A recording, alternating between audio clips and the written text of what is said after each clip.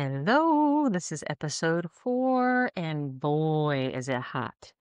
The victimhood mentality is so sneaky. It's so sneaky and it creeps up in so many ways. And then once you give that victimhood energy a voice and you start speaking about how you're a victim, the spirit of victimhood enters you. And this spirit is loud and it's accusatory and it attaches to other weak spirits who or people who are also teetering in their victimhood mentality. And then you add a little pocket therapist to it. You put a little therapist in your pocket where you can go, this is what's going on. Why is this happening to me? And then that pocket therapist recites back all of the reasons why you are the victim of the situation that you're asking about. And then this pocket therapist tells you why the person who you're in a thing with, the friction with, is the problem. And it feeds the spirit of victim. It feeds the spirit of victim. So the person who's going, I'm a victim of XYZ, then begins to speak out because they feel like they have a pedestal and an identity to hold on to. And everyone who is also in the spirit of victimhood, who also teeters in that darkness, they're going to be excited to be validated in that way because it's a gang. Victimhood is a gang. And so what we are witnessing is we are witnessing a complete pandemic occurring. We are going to see people with a very low emotional intelligence, extremely emotionally immature, who don't know how to face the human like this and have a conversation and go, this is how I felt based on that experience, and hear how the other person feels, and then go, all right, well, let's go process this and let's take ownership of our contribution to the situation. An emotionally immature person will go straight to a machine that is going to dictate or validate their belief about the situation. An emotionally immature person points blame. And as soon as that person gets a pocket therapist and they start utilizing AI and ChatGPT, who is literally just reflecting back to you that same energy, the same spirit of victim. That's what ChatGPT does. It reflects you. So if you go into it and you say, this is the situation that is occurring. Please show me where my shadow is in this and what I need to be looking at within myself to understand how I even arrived into this timeline. Then you'll get your pocket therapist challenging you, excavating with you, and that's okay. But what we're witnessing, like literally seeing it happening out there in the world, online, showing itself, is this psychosis occurring from people turning straight to AI who don't have close relationships in their life. If you don't have a sound, conscious friend, sibling, partner, whatever, that you can go to and go, hey, I'm trying to process this. And I feel like I'm a victim in a situation and I don't want to carry that anymore. Here's what I'm going through. Can you support me?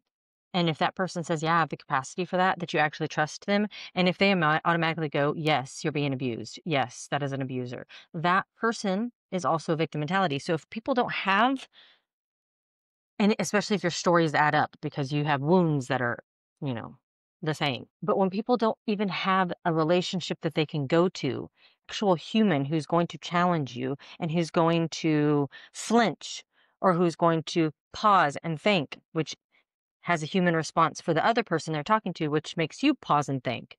And then it makes you go, okay, well, you're processing something just about the story. So let me help me understand this process.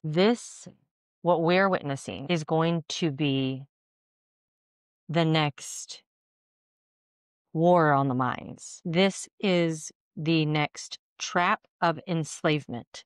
Because if people can stay in a victim mentality, which is the same frequency as guilt and shame, which lives at your knee has a portal, and a pillar that a lot of people don't know about, and guilt and shame, and that frequency drops there. It drops below the root because it's so heavy. And this is why people have arthritis in the knees. This is why you have to have knee surgery. This is why you're limping or your sciatic hurts, because it weighs so heavy right there and you're off balance that like you're off balance because your knees hurt. You're literally teetering between frequencies of going, okay, if I look at myself and I go, how did I get here? What is my contribution to this? Show me my shadow. Show me where I made the same karmic choice. And how can I view this pattern?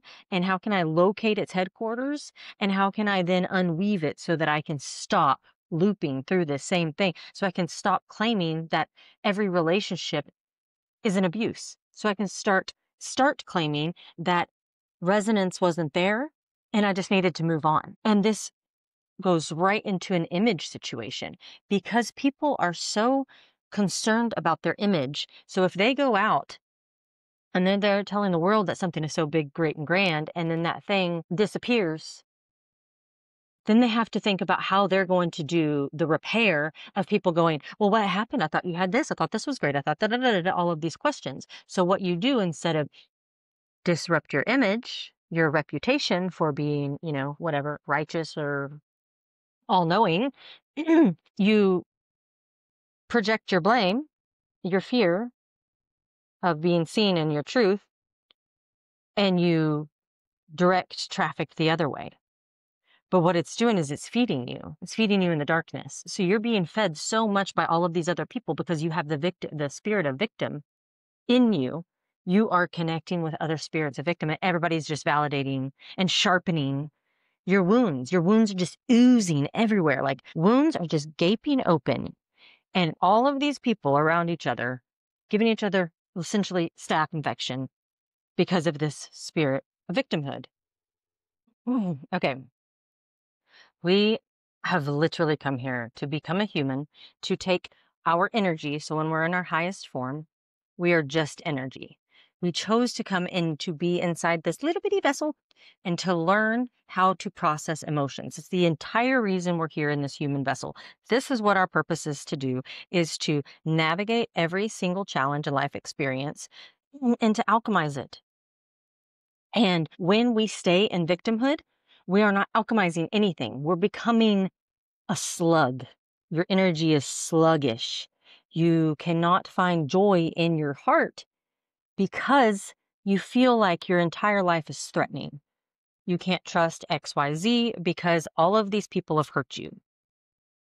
Once you decide that you want to step into your sovereignty, we have to choose to all day, every day, illuminate our shadow. At least be open to receiving more information about how you can elevate your decency and how you show up in a world with other people. And until you decide to begin playing the game instead of the game playing you, the world will look scary. And the world will look like you can't trust people because you have a story that constantly tells you that you have been hurt by others and that you deserve to be loved a certain way. For me, if someone is not loving me in a way that resonates with my heart, I decide that it's out of alignment and I change my path. I change course with them. The only way for us to really elevate how we show up in the world to others, elevate our decency in this human experience, is to take ownership of our own stuff. This is exactly why I wrote the Shadow Work Bible, because I was seeing it within myself where I was having to make new choices in situations that were on repeat. And I was like, God damn, I'm really glad that I'm recognizing that I can't continue to live this way and it doesn't bring me joy and peace. So I'm the problem. I'm the common denominator. This current experience with my third smear campaign has helped me see that I am the common denominator. Am I the villain of everybody else's story of why I am the common denominator in their world? No, that has nothing to do with me. It's their perception. And our perceptions are each of our own based on our wounds or our wisdom. You get to choose your perception depending on how much of your wound you excavate and how much of your wisdom you utilize. So I'm recognizing my common denominator and my shadow in every experience, and I'm doing the best that I can. Am I getting it perfect every time? No.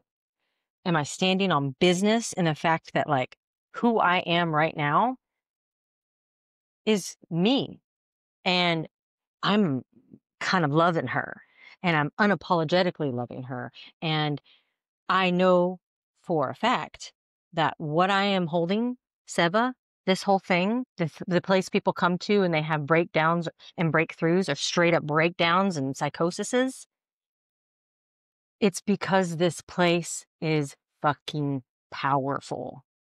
And it was presented to me, and it was literally every bit of magic and synchronicity showed up in this experience, in this transaction between me and the previous owners. That's how I knew it was for me. Let's talk about that a little bit. Their names are Kathleen and Michael. My full name is Catherine Michelle. I was named Catherine by my Aunt Kathleen.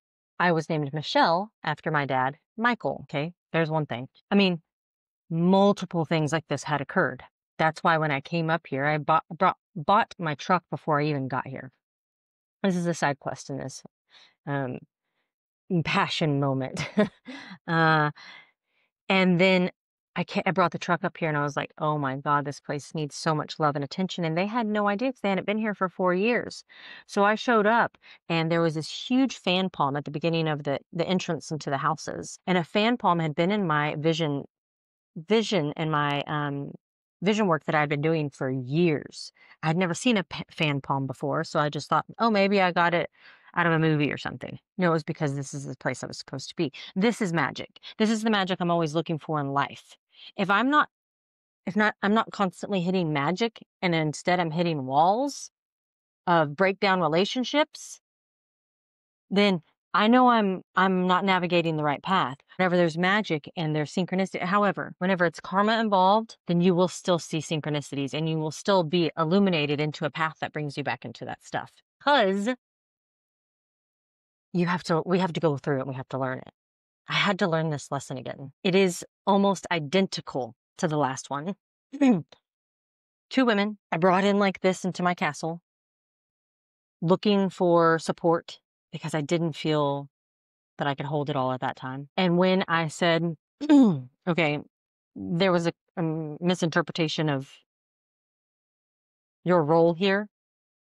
This isn't working for me. An image was disrupted. Image was ruptured.